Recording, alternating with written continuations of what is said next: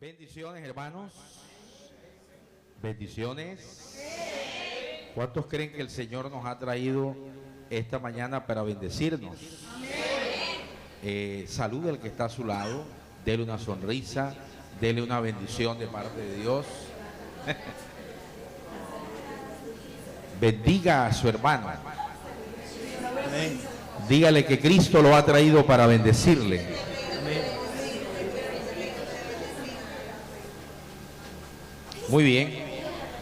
Vamos a abrir nuestras Biblias todos, por favor, en el libro de los Hechos de los Apóstoles, exactamente en el capítulo número 4, versículo 13. El libro de los Hechos de los Apóstoles en el capítulo número 4, versículo número 13. Hechos de los Apóstoles 4:13.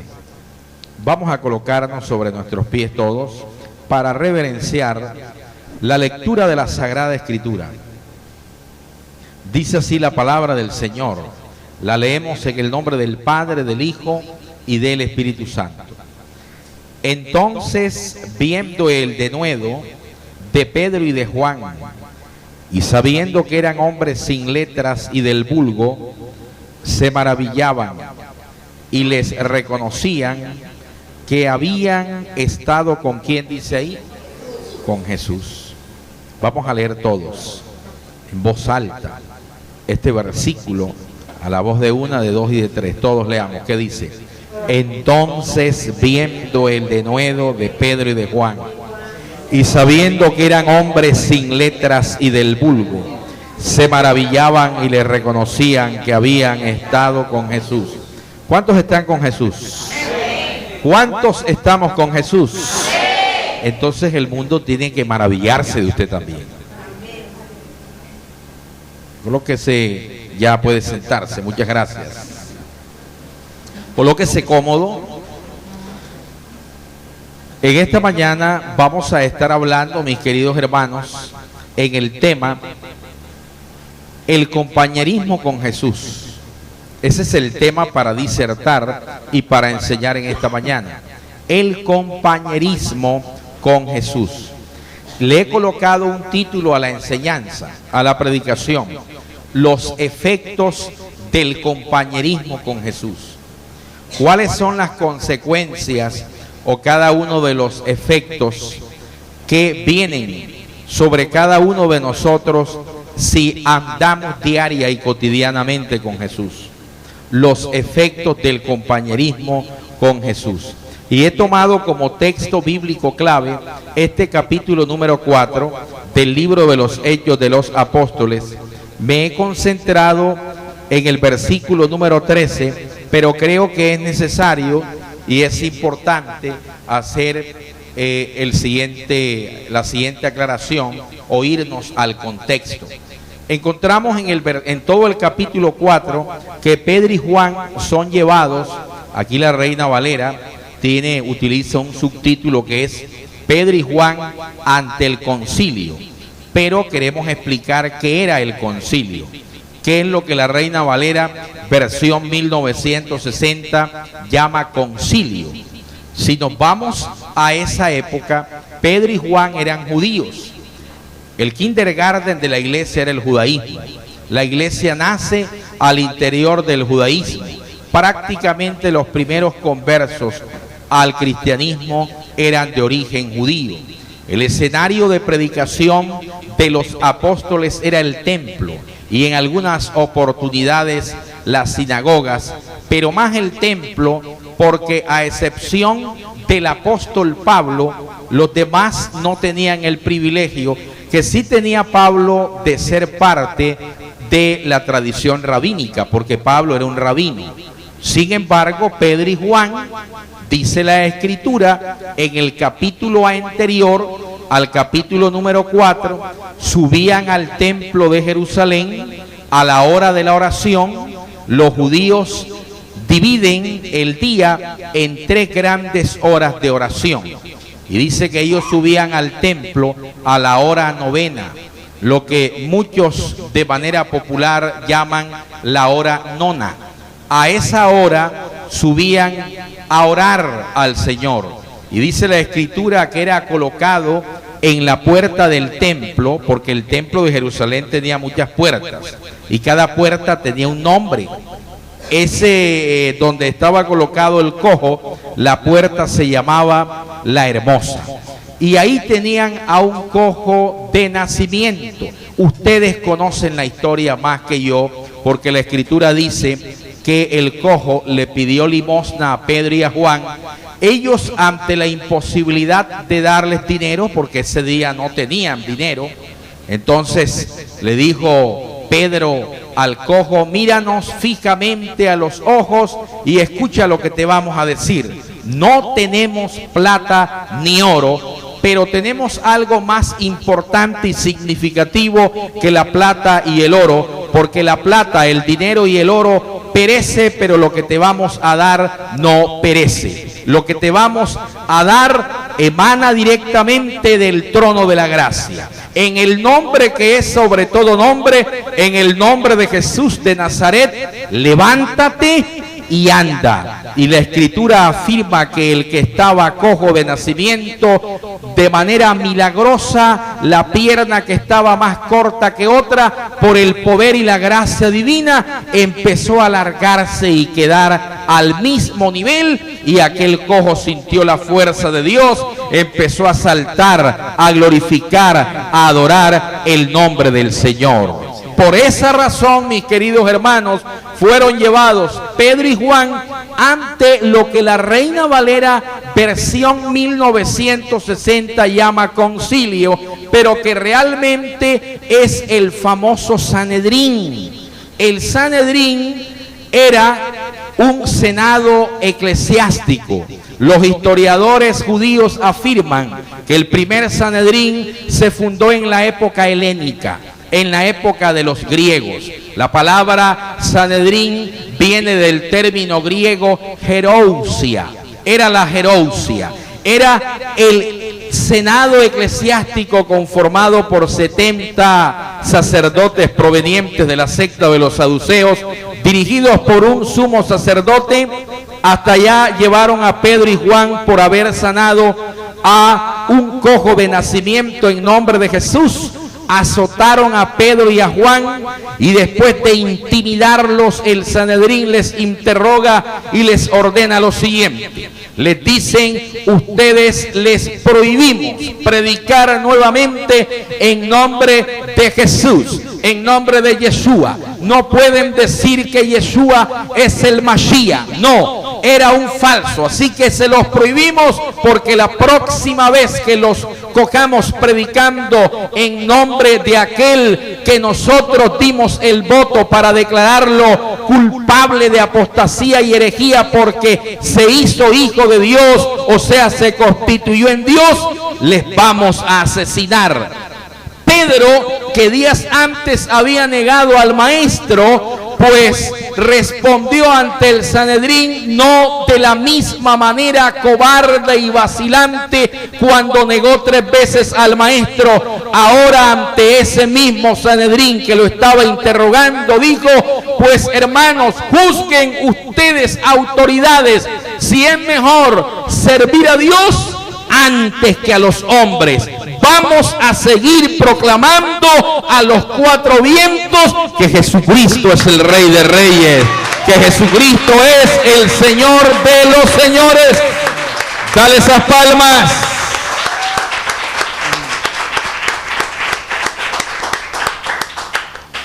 Entonces, toda esta introducción es para caer en el versículo 13. Entonces, viendo el denuedo, ¿qué entendemos por la palabra denuedo? Autoridad, convicción, pasión, fortaleza, fuerza. Entonces, viendo el denuedo de Pedro, el que había negado a Jesús, de Juan, el discípulo amado y el discípulo fiel, porque en el altar del sacrificio, la cruz, mientras todos se habían ido, el único que había quedado era Juan, al lado del Señor y de la madre del Señor. Es a Juan a quien el Señor ya moribundo, se dirige, estando en la cruz del Calvario, viendo que estaba al lado de su madre, se dirige y le dice a su madre: madre, he ahí a tu hijo, hijo, he ahí a tu madre. Y desde aquel día el discípulo amado se llevó a la madre del Señor para su casa. Juan seguía demostrando fidelidad, y ahí estaba Juan también, pues estos estaban llenos de denuedo. Y dice: y sabiendo que eran hombres sin letras y del vulgo. ¿Qué connotación, qué significación tiene esta afirmación de que eran hombres sin letras y del vulgo? La explicación es la siguiente: la afirmación hombres sin letras de ninguna manera es la connotación para indicarnos que eran analfabetas. No, porque en la sociedad judía el analfabetismo no existía. Y se lo digo por qué. Porque cuando el niño judío cumple 5 años de edad, es inmediatamente inscrito en la escuela pública de la fe. Y en esa escuela pública de la fe se le enseña la caridad y la piedad judía. A los 13 años, el niño es presentado ante los sacerdotes, los cuales le hacen una ceremonia de confirmación, y si el niño pasa la evaluación, el examen, entonces el sacerdote le proclama y le declara Bar Mitzvah, que significa hijo del mandamiento. Desde los 5 años hasta la edad de 13 años. 8 años dura el niño judío siendo formado en la escuela de la fe. La escuela de la fe es diferente a la escuela secular, donde se aprenden el resto de disciplinas profanas. En la escuela de la fe se aprende la disciplina que tiene que ver única y exclusivamente con la piedad y con la caridad. Así que en el judaísmo el analfabetismo no existía. Entonces, ¿qué significa la afirmación hombre sin letras? Con la afirmación hombre sin letras, lo que el agiógrafo o escritor sagrado quiere enseñarnos y dejarnos claro en esta mañana es que Pedro y Juan no tuvieron la oportunidad, no tuvieron el privilegio que sí tuvo Pablo. Pablo, además de ser educado en la escuela de la fe desde los 5 hasta los 13 años de edad, tenía otra formación adicional porque era un rabino. Acuérdense ustedes que en una de las epístolas paulinas, Pablo recrimina a algunos creyentes que por sus logros profesionales querían ufanarse y humillar a aquellos que no tuvieran los mismos logros académicos e intelectuales. Y Pablo dice: porque si hay alguien que tiene que ufanarse y sacar pecho de su formación intelectual y académica, ese soy yo. Y entonces Pablo nos da su hoja de vida. Dice que nació de la tribu de Benjamín, circuncidado al 8º día, pero dice algo interesantísimo: criado a los pies del gran rabino Gamaliel. ¿Quién era Gamaliel? Gamaliel era uno de los rabinos más importantes y famosos de esa época. Era el sucesor nada más y nada menos que el del gran rabino Hillel. Hillel había sido el abuelo de Gamaliel, y la escuela rabínica de Hillel era la más famosa en tiempos de Jesús. Pablo estaba sacando sus charreteras, estaba diciendo: si alguien tiene charreteras intelectuales, ese soy yo, porque fui criado a los pies del gran maestro Gamaliel. Mi tradición escriturística rabínica viene nada más y nada menos que de la mejor facultad rabínica de la época, que es del gran rabino Hillel. Como si fuera poco, hablo más lengua que todos ustedes. Lenguas en el contexto bíblico es idiomas.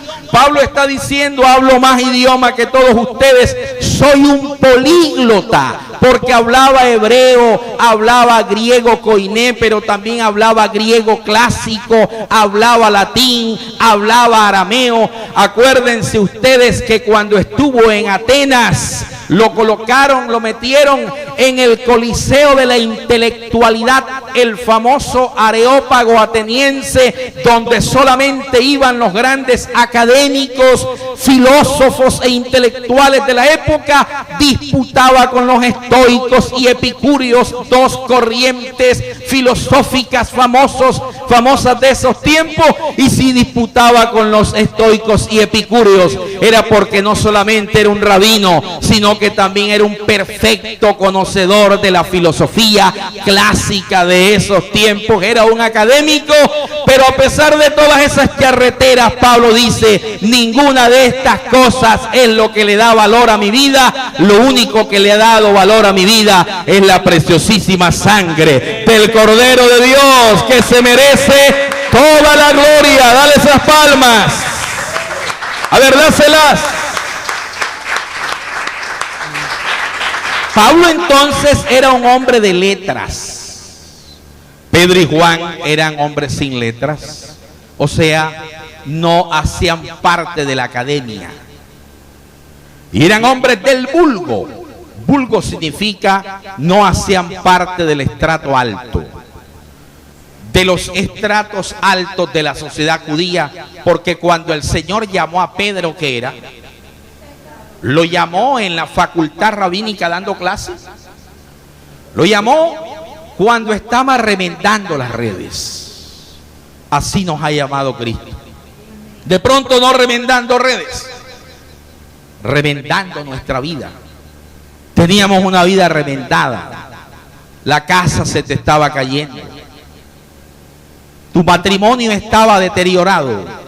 Tus hijos, el diablo los tenía destinados para acabarlos. Pero en esta mañana no vamos a hablar del desastre que Satanás, las tinieblas y el pecado estaban haciendo en nuestras vidas, porque estaban haciendo estragos. Estábamos como los discípulos, que la barca de nuestra vida y de nuestra existencia se estaba hundiendo. No, ya eso pasó. Ya eso hace parte de la historia y del pasado que no recordamos. Creemos que esta comunidad, la unción, con sus miembros van de gloria en gloria, de poder en poder, de triunfo en triunfo y de bendición en bendición. Dale esa ofrenda de palmas si tú lo crees. Empodérate de esta palabra en esta mañana. ¿Cuántos están andando con Jesús, mis queridos hermanos, en esta iglesia? Se maravillaban y les reconocían que habían estado ¿con quién? Con Jesús. El que anda con Jesús se le nota. Usted no puede esconder a Jesús. ¿Cómo vamos a esconder la gloria de Cristo? Si la gloria, el cabot de Cristo está en nosotros, el escenario que nos rodea va a notar que tú andas con Jesús. ¡Qué privilegio grande ser compañero de Jesús! ¿Quién dijo que ser compañero de Jesús da pena y avergüenza? Todo lo contrario, qué honor que no merecíamos. ¡Qué privilegio! Por eso el gran Albert Einstein decía: el hombre solamente es grande, adquiere su grandeza cuando está de rodillas. Así que no nos da pena que nos digan que somos seguidores de Jesús. No, qué privilegio. Estoy siguiendo al que no conoce una derrota. Todas las batallas las ha ganado. Aunque el enemigo quiera venir como río para querer destruir la unción, en esta mañana como ministro del Evangelio proclamo banderas de victoria. En Cristo eres más que vencedor. Levanta ese aplauso de victoria.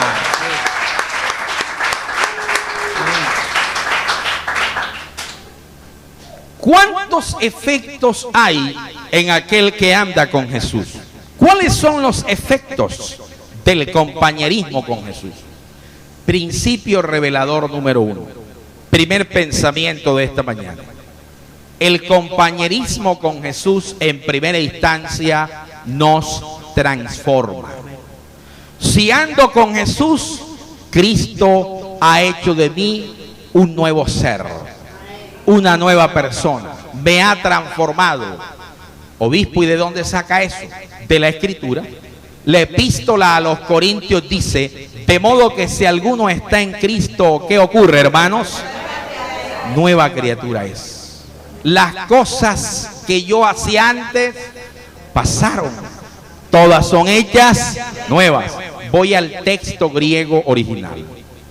Pablo dice, de modo que si alguno está en Cristo, nuevo eón. Eón es. Nuevo eón significa nueva realidad existencial. Si usted está en Cristo, una nueva realidad de existencia viene sobre usted. Porque hay que sacar ese texto de un discurso meramente religioso. La gente cree que el que está en Cristo, nueva criatura es porque va a la iglesia, porque da sus ofrendas, sus aportes para el sostenimiento de la iglesia, porque se ha alejado ya de ciertas amistades, porque ya no hace lo que habitualmente hacía cuando llegaba el viernes cultural. Ya no lo hace. Ahora se ha guardado. ¿Creen que eso nada más es estar en Cristo? No, el nuevo eón o nueva realidad existencial que Cristo trae sobre aquellos que le permiten que Él ande con ellos es total. Somos seres integrales. De tal manera que el nuevo eón es una realidad existencial integral. Si yo ando con Cristo, se me va a notar, no solamente porque ya no hablo lo que hablaba antes, ya no actúo como actuaba antes, ya no habitúo lugares que antes habituaba, sino que también las personas que me rodean, que me conocieron en una vida terrible, arruinada, fracasada, porque la historia del pecado y la historia de la muerte en la historia humana es eso, trae fracaso, ruina sobre el ser humano. La declaratoria paulina de la epístola a los romanos, cuando dice que la paga del pecado es muerte, no hay que esperar desaparecer de este escenario tangible, espacial y temporal para haber cumplido ese texto paulino como consecuencia y fruto del pecado. No, la muerte del pecado se evidencia aún estando todavía en este entorno espacial y temporal. Pero ya la muerte no es una realidad nuestra. Por eso se va a notar que soy un nuevo eón. ¿Cómo se va a notar que soy un nuevo eón? No solamente adoptando conductas, asumiendo patrones, asumiendo comportamientos que van conforme al lineamiento de la voluntad escriturística que Dios ha manifestado en su santa y única palabra, sino que también se va a notar porque los que andan con Cristo, Cristo ha transformado tan radicalmente su vida que ahora les podemos llamar los bendecidos de Cristo, los bendecidos de Dios. Somos los bendecidos de Cristo. ¿Cuántos hay en esta mañana de esos bendecidos? Por eso hay gente que dice, desde que estás en eso, te veo que ahora vistes bien. Estás vistiendo mejor. Caramba, eso como que da plata. Así dice la gente. Claro que da, porque estoy con el dueño del oro y la plata. ¿Cómo yo voy a tener a Cristo de compañero y andando, como decimos los costeños en el argot popular, llevado? Si Cristo no era un llevado. Él es el Rey de Reyes y Señor de los señores.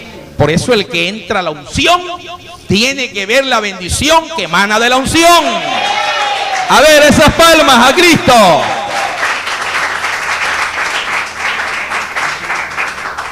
¿Tengo que vestir bien o no? ¿Tengo que oler bien? Antes olíamos a mico, ahora olemos bien, comemos bien. Antes, tremendos de menú, cuando el enemigo nos tenía por allá encadenados todos los días, el menú variaba, pero eran menús como cuáles: el arroz al puente, el arroz a la juniorista, el arroz a la Vaticana, con papa, el arroz al velorio, el al velorio, con tinto, el arroz al nevado, claro que el arroz al nevado es sabroso, con queso rallado arriba, al nevado, el arroz con la presa de cucayo encima. Pero, bueno, cuando comemos eso, porque no podemos negar que las dificultades pueden venir, hoy damos gracias a Dios y no nos quejamos. Entonces uno le dice a la mujer: gracias, mi amor, qué jugo delicioso el que te preparaste, jugo de melón, te pasaste un poco de azúcar y era agua. Dios ve esa actitud y dice: en lo poco me has sido fiel, en lo mucho te pondré. Y el que nos prueba en los momentos difíciles te va a introducir en su gloria, te va a introducir en un ambiente especial. No se te extrañe que el Señor empiece a soltarte el chorro de la bendición económica, dineros retenidos te empiecen a llegar, que te cambien de empleo ya para un mejor empleo, donde vas a tener mejor tiempo y donde vas a ganar mejor.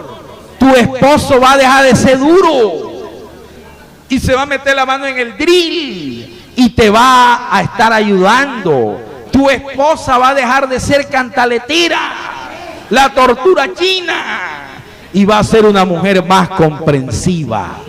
Todo eso lo hace el Rey de la Gloria. Por eso Él se merece tus palmas, tu alabanza en esta hora de la mañana.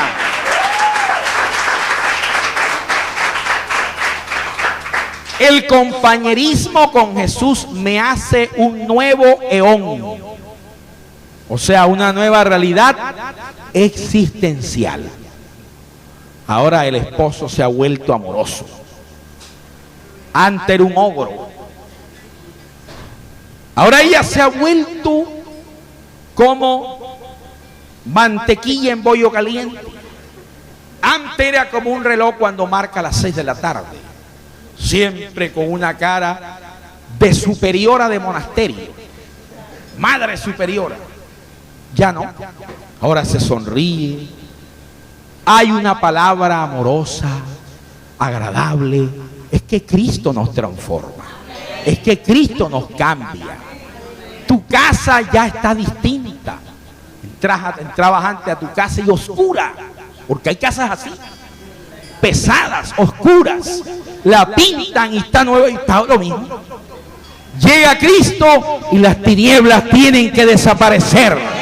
Porque cuando Cristo llega, el hombre fuerte es atado, lanzado a los abismos, y las puertas y ventanas de los cielos se abren y Dios derrama bendición en tu vida hasta que sobreabunde.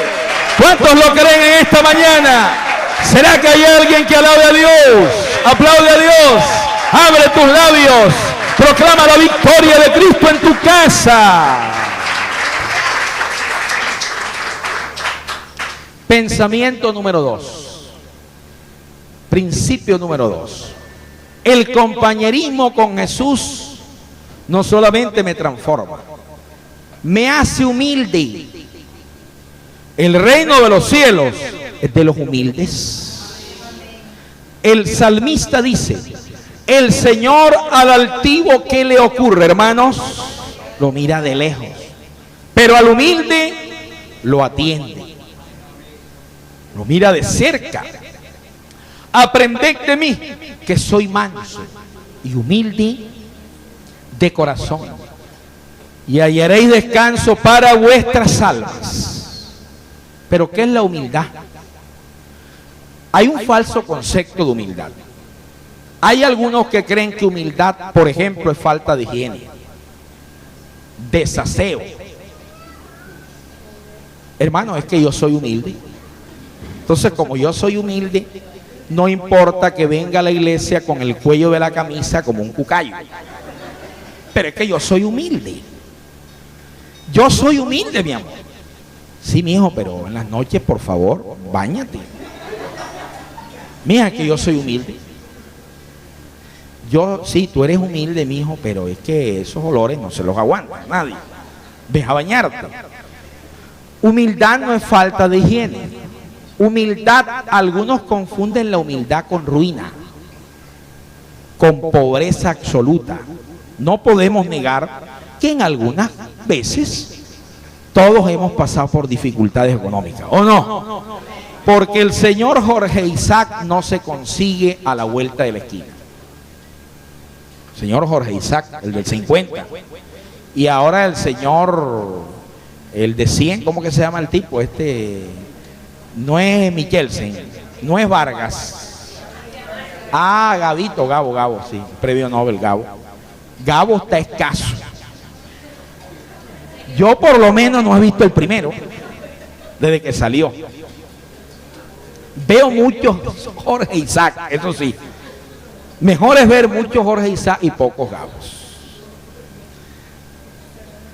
Pero no podemos negar que a veces la cosa se pone dura. El secreto para salir de esa dificultad es tu fidelidad y tu agradecimiento a Dios. Si eres fiel, soportas hasta el final, te aseguro que Dios no te falla. No conozco a uno solo a quien Dios le haya fallado. A todos Dios les ha sido fiel. Dios es fiel con nosotros. El que anda con Jesús se le pega la humildad de Jesús. A veces Jesús te prueba. Nos encanta estar en estos escenarios. Tenemos buen aire. La unción está bendecida. Buenos aires, buenas sillas, buenos equipos de cómputo, buenas herramientas, una pareja pastoral joven, simpáticos, buen mozos. ¿Cuántos los aman?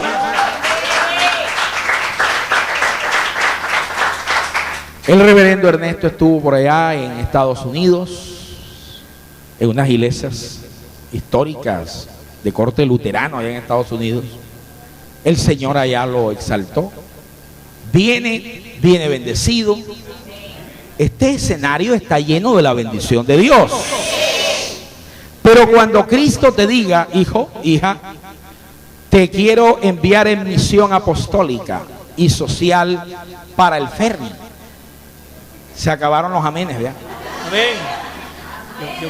Para la chinita, no la china, sino la china de Barranquilla, chinita, la zona negra, el sector de los 3 postes. Lindo. Todo el mundo se asustó ya. ¿Y dónde está el ángel del Señor que acampa alrededor de ustedes? Yo recuerdo que cuando estaba comenzando en el ministerio de predicador, una vez estuve en una comunidad en Bogotá donde el pastor dijo: este costeño Dios nos ha hablado a través de él. Sentadito, hace muchos años, hace más de 20 años. Estaba yo más delgado. Bueno, sí. Usted sabe que uno crece ya no en gracia, sino en grasa. Y ocurre que el hombre dijo: vamos a recoger una ofrenda para el predicador que viene de la costa. La gente aportaba. Al final, yo tenía un secretario, estaba soltero. El pastor: vea la ofrenda, hermano. Le dije: secretario, tome la ofrenda, por favor. La ofrenda, y la guardó. Cuando llegamos al apartamento, cuente la ofrenda: 2.300 pesos. Mire lo que dio. Si yo hubiese renegado, daño todo. Di gracias a Dios porque nosotros no estamos en el ministerio por dinero. Dios te ha llamado y eso es un privilegio grande. Lo demás lo hace Dios. Años después, me invitaron a dar una conferencia sobre teología del Nuevo Testamento en una congregación grande de aquí, de Barranquilla. Fui, di mi charla. Al finalizar, la rectora pastoral de la comunidad dice, obispo, por favor, lo esperamos ahí arriba, ¿cómo no? En la oficina, subí a la oficina. Mire, aquí está lo que el Señor ha colocado en nosotros que le demos. Ah, bueno, ¿cómo no? Llegué a la casa, ya ahí sí estaba casado. Mire las estrategias del casado. El soltero pone a contar el donativo. El casado, ¿qué hice yo? Me escondí en el baño para contar yo. Si yo aquí tengo que decir lo que yo hice, no me la voy a dar de que soy el santo non plus ultra, que de esos no hay tanto, el único santo es Cristo. Lo demás estamos luchando. Cuando conté, ¿sabe cuánto había? 2,5 millones. Y allá en Bogotá, ¿cuánto habían dado? 2.300, pero yo no me quejé, le di gracias a Dios. 20 años después, 2,5 millones. ¿Eso qué quiere decir? Que no importa donde tú vayas, ves con el objetivo de servirle a Cristo, sin importar el escenario, sin importar si hay aire, si no hay aire, si hay silla, si no hay silla, si es en estrato alto, si es en estrato bajo, no importa. Los hijos de Dios, representantes de Cristo, no tenemos escenarios vocacionales estratificados. No, el Dios que está en el eterno del cielo está en cualquier escenario, en cualquier lugar, y si le soy fiel, Él me va a bendecir. El solo hecho de servirle a Él es un privilegio. Dale esas palmas.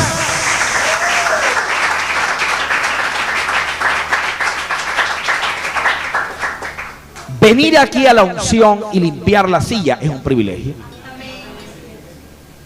Porque a veces queremos encontrar la silla limpia, pero yo no la limpio. ¿Hace cuánto usted no se acerca al reverendo Estrada y a su amada y les dice, estoy a su disposición para, ¿qué es lo que hay que hacer? Hay que trapear, barrer, limpiar la silla, lavar los baños. No se nos va a quitar nada. Todo lo contrario, Cristo ve eso. El reino de Dios de los humildes. Esos estilos monárquicos del medioevo, eso no es de Dios. Dice la Escritura que todos somos real sacerdocio, todos somos nación santa. Imitemos a Cristo, siendo el sumo sacerdote, según la orden de Melquisedec, como dice la epístola a los Hebreos.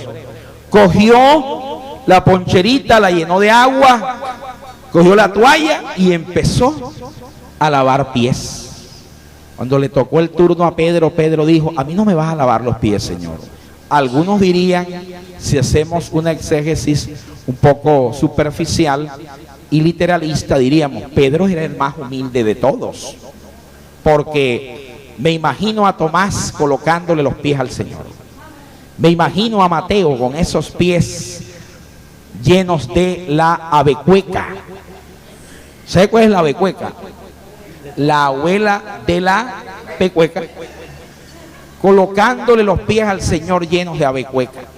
Pero Pedro humilde, no, era el menos humilde, porque Jesús estaba diciendo, si yo el Señor les estoy lavando los pies, ustedes tienen que hacer lo mismo. Pedro dijo, era el más vivo, era el más sagaz, si yo me dejo lavar los pies de Jesús, voy a tener que hacer lo mismo. Y yo no estoy para ser lavadero de pies de nadie. Y Jesús le dice, si no te dejas lavar los pies, no puedes entrar conmigo en el reino. ¿Qué enseñanza hay ahí? El que no está en capacidad de ser un servidor de sus hermanos en el reino, no puede entrar al reino de Cristo. Vamos bajándonos de esa nube. Hay que bajarnos de la nube en que estamos, en el curudito. Nos creemos los más grandes que todos. Creemos que los demás tienen que rendirnos pleitesía porque yo soy fulano de tal, sutanejo de tal, soy la más hermosa de la iglesia, mire cómo pasareleo en la iglesia, es que nadie tiene estas piernas que tengo yo en la iglesia, nadie tiene este pecho que tengo yo en la iglesia, entonces es que nadie es el fortachón como soy yo en la iglesia. Aquí nadie es más grande que nadie, aquí no venimos a rendirle pleitesía a nadie. Aquí el único grande, merecedor de gloria, honra, alabanza y exaltación por los siglos es el Rey de la Gloria. A ese alabamos, glorificamos en esta mañana. Lo que tienes y lo que tengo se lo debo a Dios. Cuidado con que Dios te cierre el chorro, porque estás utilizando el chorro es para humillar. Cuando yo utilizo la bendición para humillar a mis hermanos, el Dios de la bendición secará esa bendición que te ha dado. La bendición hay que saberla administrar y canalizar. ¿Para qué Dios me bendice? Para que yo sea un instrumento de bendición y de servicio para todos. Así que cuando ando con Jesús, Jesús me hace una persona humilde, sencilla. La humildad es la capacidad de reconocer que los logros, los talentos, los carismas que tengo se debe a la gracia de Dios y no se debe a mí, porque soy simplemente un polvo. Lo que le da valor a mi vida es Dios, es la presencia de Cristo en nosotros. Hay un tercer principio, tercer efecto del que anda con Jesús. El compañerismo con Jesús nos capacita. Número 3. Principio número 3. Si ando con Jesús, Jesús me capacita. El Evangelio sinóptico de San Mateo capítulo 11, versículo 25, Jesús exalta al Padre y dice: te alabo, Padre, Señor del cielo y de la tierra, porque escondiste estas cosas de los sabios y de los entendidos. Sí, Padre, porque así te agradó. Nadie conoce el Hijo sino el Padre, y nadie conoce al Padre sino el Hijo, y aquel a quien el Hijo lo haya querido revelar. Jesús le dice a los discípulos: no temáis, manada pequeña, porque a vuestro Padre Celestial le ha placido darles el reino. Jesús le dice a los discípulos: cuando ustedes sean tomados y llevados ante el Sanedrín para ser acusados, no teman, no se preocupen, abran sus bocas que yo los voy a llenar de denuedo, de capacidad, de sabiduría. Cuando andamos con Jesús nos volvemos sabios. La capacitación y la sapiencia de Dios está en nosotros cuando andamos con Jesús. La Biblia también registra que cuando yo ando con Jesús, soy diligente en presentarme delante de Él como un obrero aprobado, que no tiene de qué avergonzarse, sino que interpreta, enseña de manera correcta la palabra de verdad. Por eso Pablo dice en una de sus epístolas: procuren con diligencia presentarse delante de Dios como un obrero capacitado, preparado para toda buena obra. Escudriñad las Escrituras, porque a vosotros os parece que en ellas tenéis la vida eterna, y ellas son las que dan testimonio de mí. Nunca se apartará de tu boca este libro de la ley, sino que de día y de noche meditarás. Meditarás es estudiar, meditarás en él, para que hagas todo conforme lo que en él está escrito. Y si pones en práctica lo que en él está escrito, eso traerá un resultado. ¿Cuál resultado? Todo te saldrá bien. Hay gente que quiere que todo le salga bien sin escudriñar la Escritura y sin ponerla en práctica. Hay un principio importante en Dios: sin obediencia no hay bendición. Dios quiere y hace un llamado en esta hora a la unción. Dios ha llamado a la unción para grandes cosas.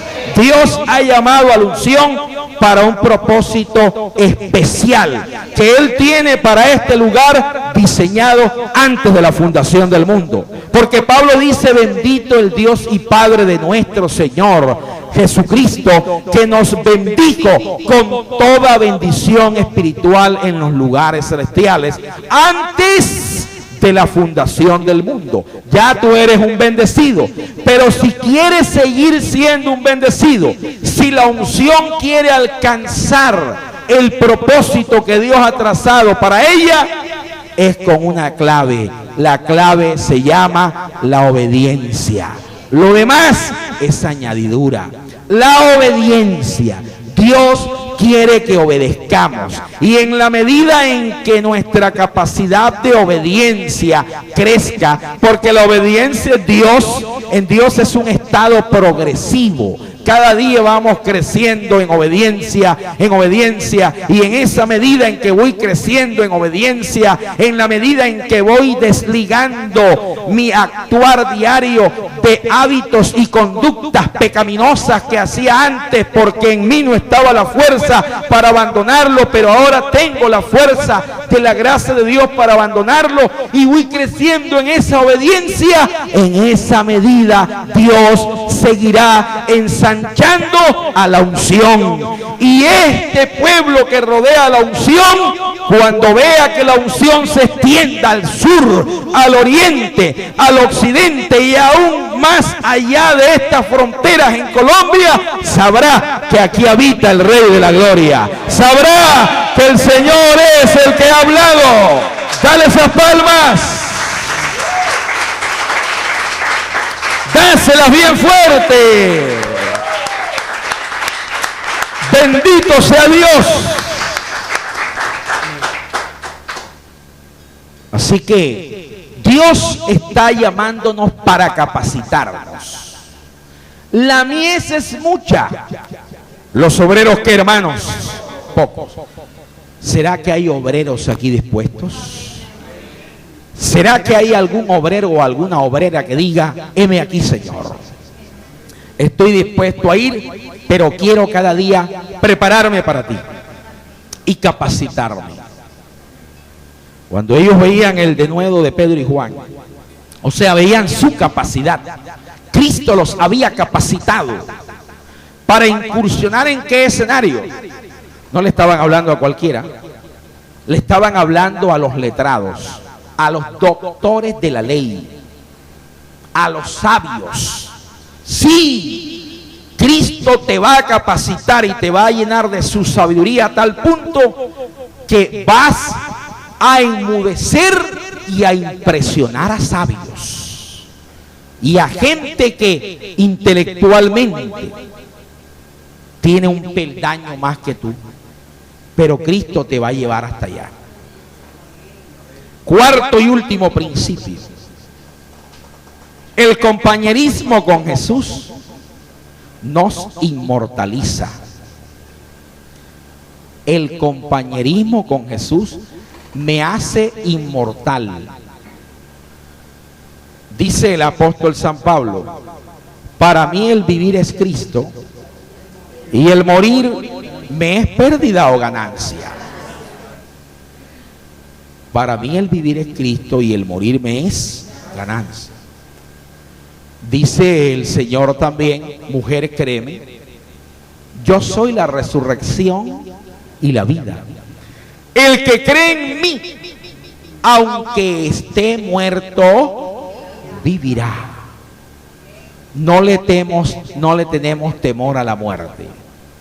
La muerte es un tránsito para encontrarnos con nuestro amado, con Cristo nuestro Señor. Escuché del testimonio y conocí al papá de nuestro hermano, del reverendo, al evangelista Miguel Estrada, muy famoso en el mundo evangélico. La pérdida de cualquier ser nuestro nos duele, porque Cristo no es indolente. ante nuestro dolor.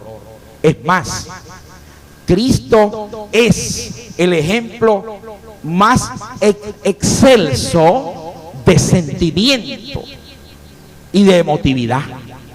Llegó ante la tumba de Lázaro, su amigo, y el escritor sagrado, el agiógrafo, dice: Jesús lloró. Mi alma está triste y triste hasta la muerte. En algunos círculos evangélicos, llorar es pecado. Sentirse triste es un demonio. Sentir tristeza, qué vergüenza.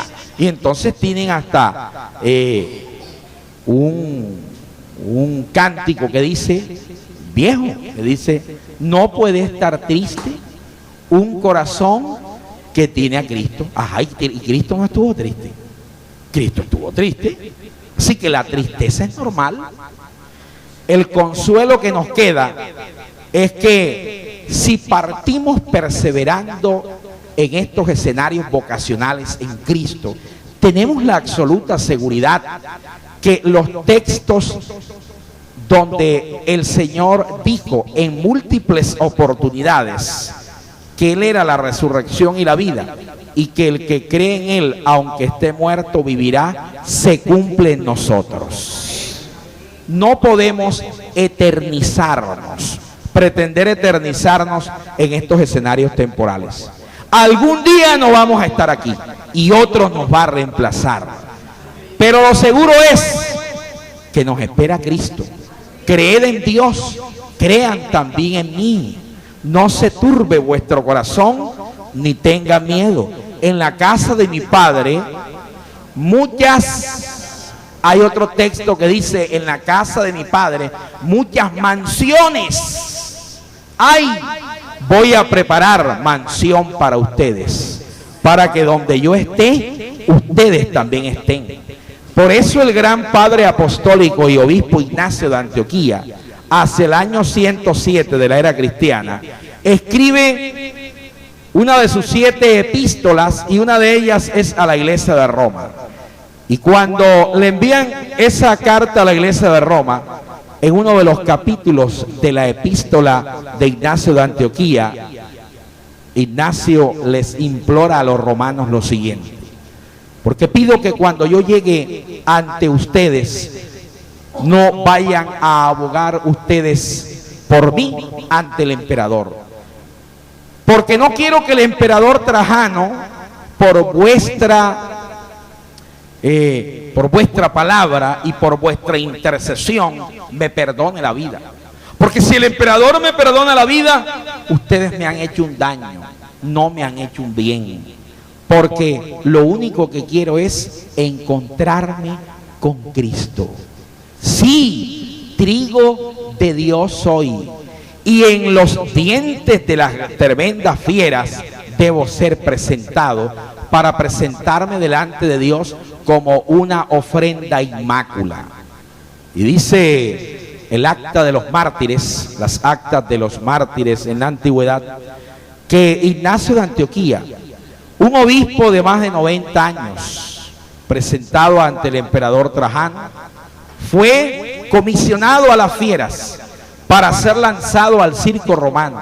El espectáculo morboso era grotesco, terrible. Estaban esperando al frágil obispo para ver cómo las fieras lo despedazaban.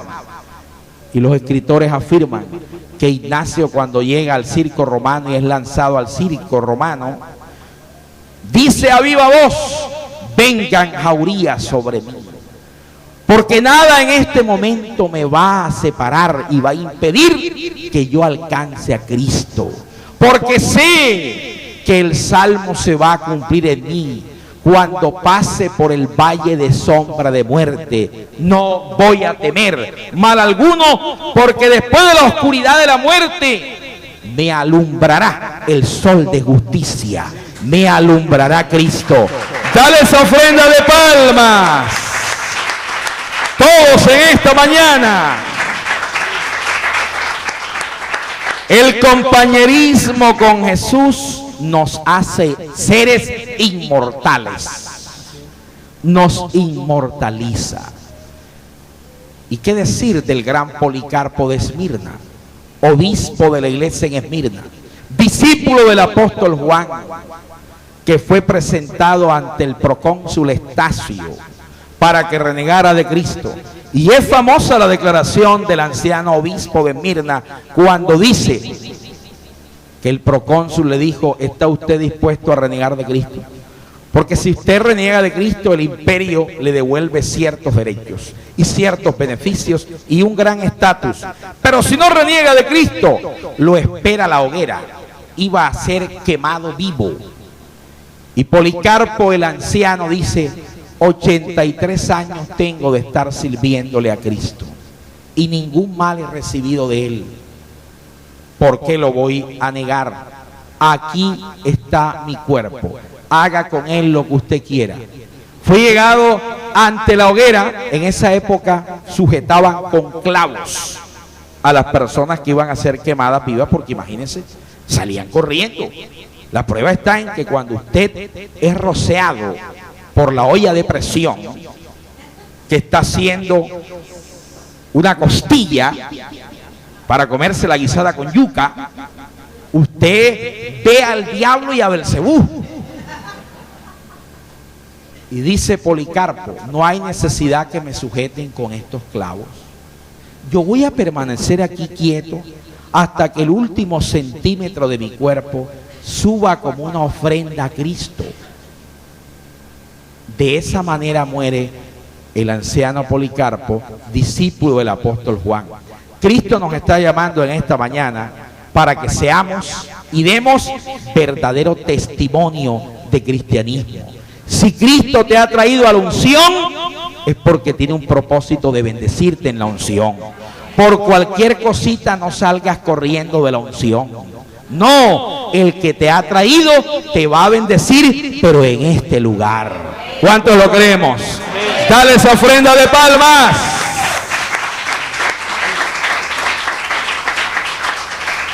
Proclamamos que esta semana es una semana bendecida. Que todo lo que haces y vas a hacer, como dice la Escritura, prosperará. No prosperará, prospera en el nombre de Cristo. Colócate de pie y vamos a darle gracias. Vamos a agradecer al Señor. ¿Cuántos creen que Él ha sido bueno con nosotros? Y que Él seguirá siendo bueno. Vamos a darle gracias. Inclinen su rostro, levante sus manos, dele gracias. Mientras hay un fondo de agradecimiento musical, de acción de gracias. Bendito tú eres, Señor. Gracias en esta hora de la mañana. Gracias por toda la bendición recibida.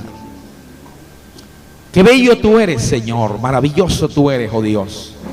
Gracias por esta hermosa comunidad. Tú has bendecido esta comunidad. Tú has bendecido a sus rectores pastorales. Gracias, gracias, gracias. Abre tus labios, dale gracias. Gracias, dale gracias por tu familia. Dale gracias por tus hijos. Dale gracias por tu esposo. Dale gracias por tu esposa. Dale gracias por tus hijos. Dale gracias por el empleo que Él te ha dado. Dale gracias por el ministerio. Dale gracias por la vocación que Él te da. Dale gracias por el apostolado que Él te ha dado. Ese apostolado de ayudar a los pobres, ser profetas de los más necesitados. Dale gracias. Oh, te adoramos, Señor, te bendecimos. Rey de reyes, Señor de señores, Cordero de Dios, tú que quitas el pecado del mundo, tú has tenido misericordia de nosotros. Cordero de Dios, tú que quitas el pecado del mundo, has bendecido nuestras vidas y las seguirás bendiciendo.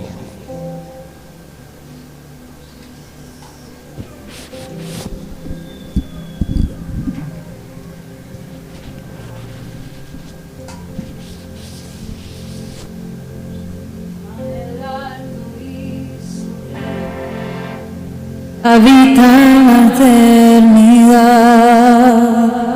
su nombre es el Santo de Israel, al que habita en la las alturas y en la santidad, con el quebrantado y humilde espíritu, para hacer vivir el espíritu humilde y para vivificar el corazón quebrantado. Sea la gloria A ti, Señor. honor, alabanza y poder al que reina por los siglos, y su nombre santo es al alto y sublime, A ti, Señor. habita la eternidad, y su nombre es el Santo De Israel, al que habita en las alturas y en la santidad, con el quebrantado y humilde de espíritu, para hacer vivir el espíritu humilde y para vivificar el corazón quebrantado. Sea la gloria, honor, alabanza y poder al que reina por los siglos, y su nombre santo es, y su nombre santo es, y su nombre santo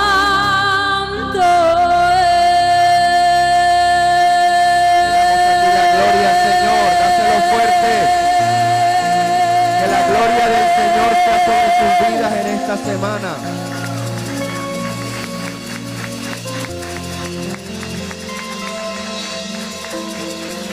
Que esta sea una semana de bendición para tu vida. Que Él provea descanso, ánimo, bendición sobre bendición, y que la paz del Señor reine sobre su vida. Dios les guarde, Dios les bendiga y feliz resto de domingo. Que la paz del Señor les acompañe.